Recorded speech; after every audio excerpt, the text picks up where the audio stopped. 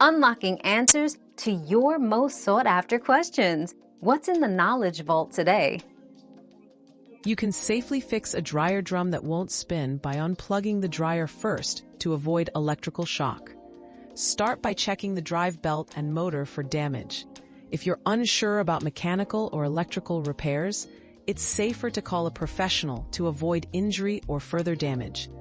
Knowing when to DIY and when to get expert help is key to staying safe.